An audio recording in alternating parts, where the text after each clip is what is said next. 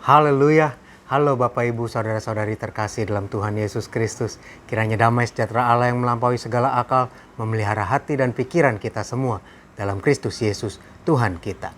1 Korintus 3 ayat 1-3. Saya bacakan. Dan aku, saudara-saudara, pada waktu itu tidak dapat berbicara dengan kamu seperti dengan manusia rohani, tetapi hanya dengan manusia duniawi yang belum dewasa dalam Kristus. Susulah yang kuberikan kepadamu bukanlah makanan keras, sebab kamu belum dapat menerimanya, dan sekarang pun kamu belum dapat menerimanya. Karena kamu masih manusia duniawi, sebab jika di antara kamu ada iri hati dan perselisihan, bukankah hal itu menunjukkan bahwa kamu manusia duniawi dan bahwa kamu hidup secara manusiawi? Bapak Ibu Saudara-saudari, iri hati dan perselisihan di sini dikatakan bahwa kalau seseorang masih punya iri hati dan perselisihan, berarti kamu masih manusia duniawi. Kamu masih hidup secara manusiawi. Berarti iri hati dan perselisihan adalah pembawaan atau sifat dasar di antara beberapa sifat dasar duniawi dan manusiawi yang lain. Dari mana iri hati dan perselisihan itu didapat oleh manusia? Yaitu ketika manusia jatuh di dalam dosa. Itu tertransfer atau tertular dari oknum yang menipu manusia sehingga manusia jatuh dalam dosa. Dari mana kita tahu? Yesaya 14 ayat 12-14. Wah, engkau sudah jatuh dari langit, hai bintang timur, putra fajar. Engkau sudah dipecahkan dan jatuh ke bumi, hai yang mengalahkan bangsa-bangsa. Engkau yang tadinya berkata dalam hatimu, aku hendak naik ke langit. Aku hendak mendirikan tahtaku mengatasi bintang-bintang Allah. Dan aku hendak duduk di atas bukit pertemuan, jauh di sebelah utara. Aku hendak naik mengatasi ketinggian awan-awan, hendak menyamai yang maha tinggi. Sebaliknya, ke dalam dunia orang mati, engkau diturunkan ke tempat yang paling dalam, di liang kubur. Kita lihat Bapak Ibu Saudara-saudari.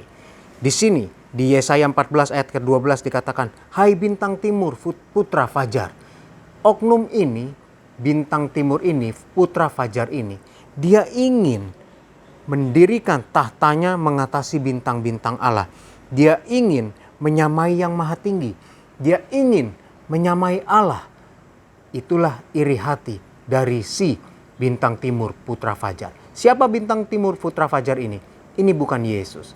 Dia mau menjadi seperti Yesus. Bintang, dia mau menjadi seperti bintang timur, seperti Yesus. Tapi dia tidak bisa. Karena ada nature, ada sifat dasar yang bertentangan antara dia dengan Yesus. Yesus, sifat dasarnya adalah roh. Dia adalah rohani, bertentangan dengan apa yang ada oleh si iblis ini. Dia adalah manusiawi, daging. Jadi, kalau kita masih ada iri hati dan perselisihan, kita bukan hanya sekedar belum dewasa Bapak Ibu Saudara-saudari, melainkan kita masih terikat di bawah kendali si iblis atau bintang timur putra fajar yang ingin menjadi seperti Allah.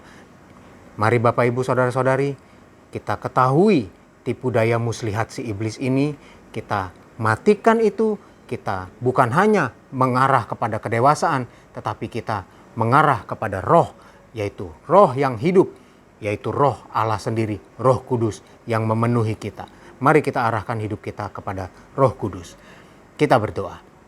Haleluya, Tuhan Yesus, terima kasih kalau Engkau sudah berfirman ya Tuhan, supaya kami jangan terjebak oleh tipu daya iblis.